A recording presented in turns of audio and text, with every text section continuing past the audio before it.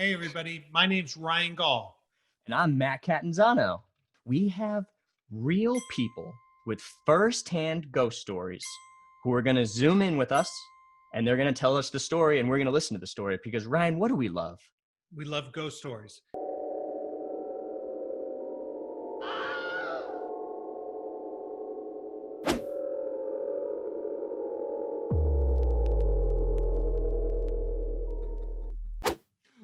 Oh, God. Heck yeah. Oh, no. Straight out of The Exorcist. Tony Cavalero, one of my besties from the Groundlings. You might know him from the Righteous Gemstones or School of Rock or a billion other things that he's done. A great guy, a wonderful guy with a tongue of an asp. Oh, my God. Tony, it's so good to see you, buddy. Thanks for having me, fellas. Tony's one of my most favorites. Tony, you said you had a story that was great, and I would love to hear it. And probably, if you don't mind, we're just going to shut up and let you tell it as spooky as you want. All right. Yeah.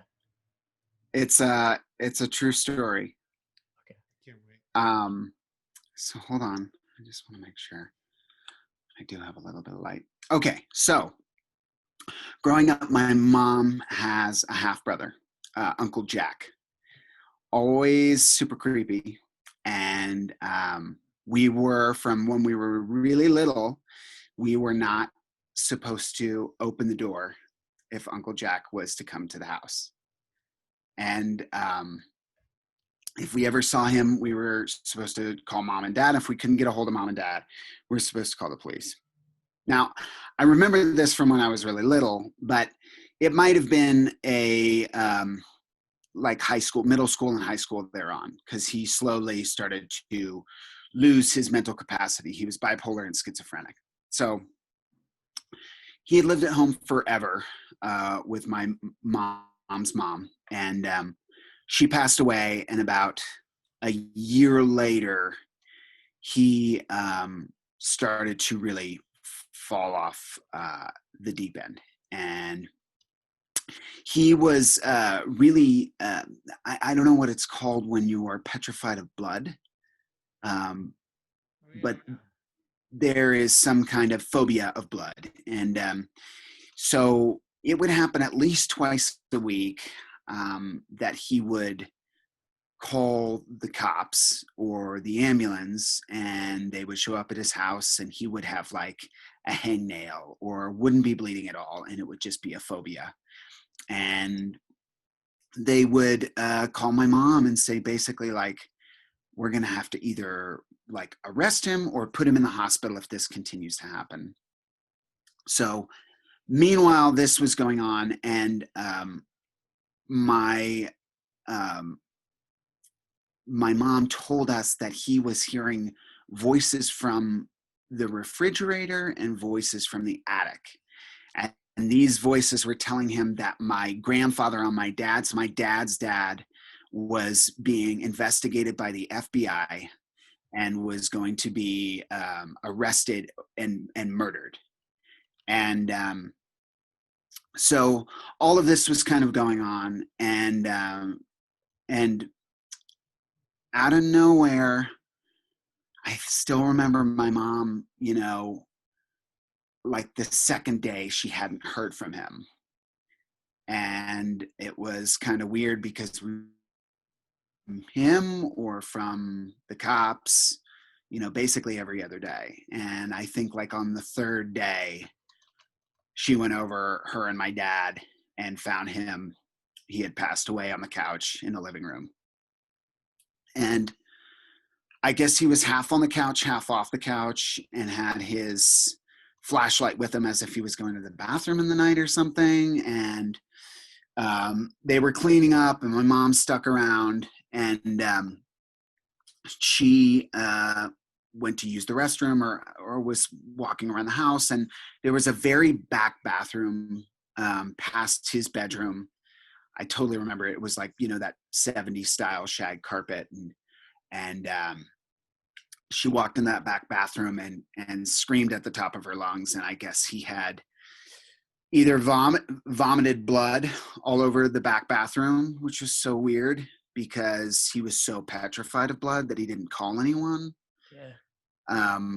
And so, needless to say, very strange, but I just also want to say, like, the guy loved me, was always at my birthday parties, just, mental illness, So a few weeks go by, a few months go by, we cleaned up the house. I remember going and he had hoarding tendencies. So like we had like 60 bottles of mouthwash, I remember. and like 60 bottles of mouthwash. And then he had like 4 of the exact same pairs of New Balances in the same box. And like my brother and I got to split his penny rolls. He had like 200 rolls of pennies, and we both got like 100 rolls of pennies each. And All right. so like Good my haul. mom, yeah, good dude, a good haul. Good haul. And okay, well, we won't even get to the stack of Club magazines he had. Dude, Club and Jugs with 2 G's. Yeah, sure. I mean, not yeah. I don't know. But you get. Yeah, I get it though. Yeah. So my mom was a bartender at the time, and a couple months go by, and her good friend Pat, who was like this fucking strong, badass woman, was a good friend of hers. Think like the female version of Dog the Bounty Hunter. And her daughter, her adult daughter, they needed a place to stay. And so my mom rented them, my uncle and my grandmother's old house. So they stayed there. I even remember the adult daughter was a hairstylist, and I remember going to get a haircut there. And they stayed there maybe 3 weeks before they were like, Nance, we actually found a better place. Thank you so much. We love you, but we'll be out in a week. Keep the whole first month's rent. So my mom, being the people pleaser that she is, was just kind of like, what? I don't get, this is a huge house. I don't get it. Is there something the matter that you're not telling me? And basically,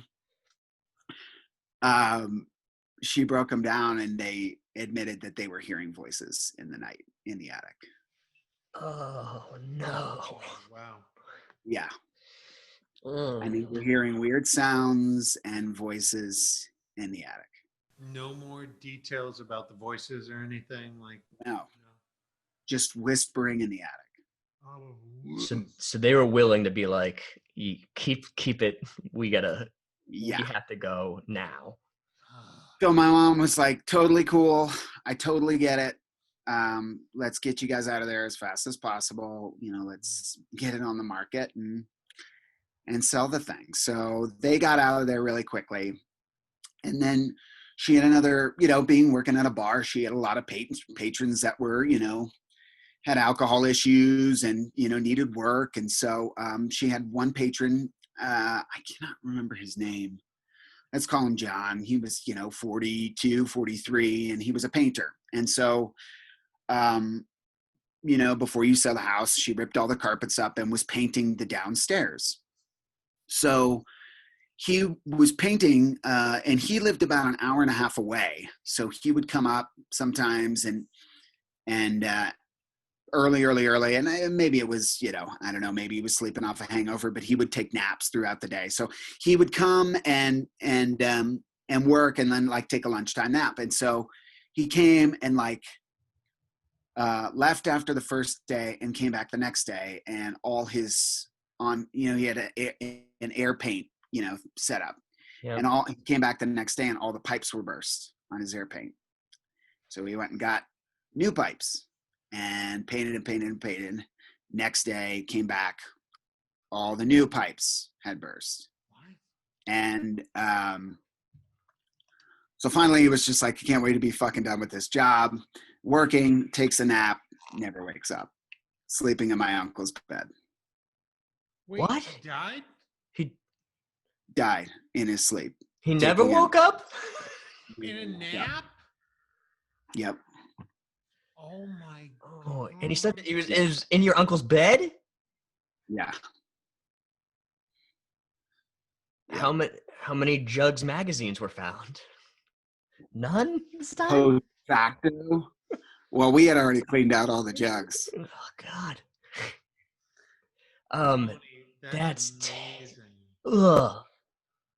That's Yeah. And so my mom, we put it up on the market, and she ended up selling it to like a family of 12, and we really hope that like the grandma like saged that whole house. Have you ever thought about going back and asking if they have had any experiences? No, I'm too scared, dude. That was too weird. Yeah. I don't blame you. Oh, yeah, of but course, yeah. There's a little part of me that's like, oh, God, I'm so curious. Right? I'm so curious to know if they have had anything similar. Anything. I know. Anything similar. But I don't, at the same time, I'm like, I don't blame you because you're so close to what happened. Oh man, that's crazy. That's I mean, oh my goodness. Each part of that story would have been enough to have been Spooky, right? Well, Yeah, that's the thing. Like I remember telling my wife Annie that story for the first time, and her being like, "This is not. You can't tell me this is true. Like the whole thing. Just tell me this is all you made it all up."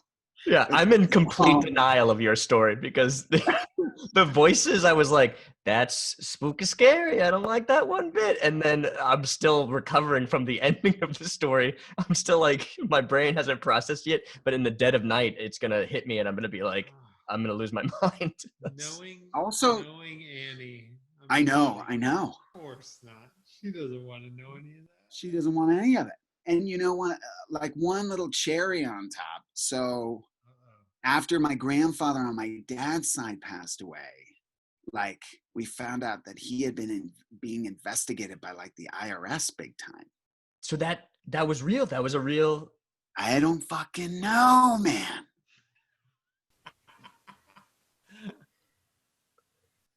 Like, I'm so stressed out. After the fact, yeah. I don't know. I don't know what was there or what was happening. Like, funky stuff, man. Really funky stuff. I also don't want that to be a thing that ghosts are talking about. Ghosts telling everybody when I'm being audited and stuff. This is not. Right. This is a nightmare all over the place. Like Jesus, no privacy at all. Only gonna contact me over the mail. Not Really, that's a great story. Yeah, it's awesome. Well, I mean, it's not awesome. I'm so sorry, but that may be the best story of the night. And then, how are you guys doing this? I always get so spooked with stories. Even telling mine, I got goosebumps halfway through. I keep getting goosebumps. I get goosebumps so early in every story too. Like every time someone's like, and then this happened, I like my whole arm goes insane, and I'm like, oh yeah, I forgot. I said yes to this, but yeah, I hate this. It's spooky story after spooky story. Will you just please ask your in-laws how much it would cost for me to rent their house for some time over the winter? No problem. Thanks. Thanks, dude. No problem. I got another one for you guys the next time you do this too. Oh, do you really? Yeah, I grew up with a ghost in our house. We'll do it again. Your own house? Yeah, Mrs. Wilson. Oh no, she's a name. Oh yeah, she lived there before us. Like she totally manifested herself for me when I was a little kid. The lead, baby. How dare you tell a story like that and then also have another one? Mrs. Wilson. Stop making this face. I'm gonna die. Mrs. Wilson I first saw her when I was 7, man. She was outside naked next to a bush smoking a cigarette. Wait, save it. Save it. Save it. No, I got so many follow-ups. She was what? Oh Oh my man, God. Mrs. So Wilson. good. This All is right, Wilson. Tony, thank you, buddy. Thanks for having me, guys. Oh my Enjoy gosh. the rest of your night. We'll try to. I'll be, Look at I'll your be face. whispering in your attics. You're like Zod. You're like Zod in the. It's the exact face of the devil in The Exorcist. It's a nightmare. This guy's killing me. Oh my god. Oh, so stressful. Just oh no, just teeth in the whites of someone's eyes. Ugh. All right. God, We're gonna go try some others. how do I ban somebody from a Zoom? Tony, I love you. Love you guys. Later, players. Happy Halloween. Oh god. That was great. 10 scare bones. I'm giving it 9 scare bones because I want to give an area Oh yeah, to get. increase. Yeah, I just don't know. 9.5 then. I don't I know know. what we're going to hear. That a guy died in that one.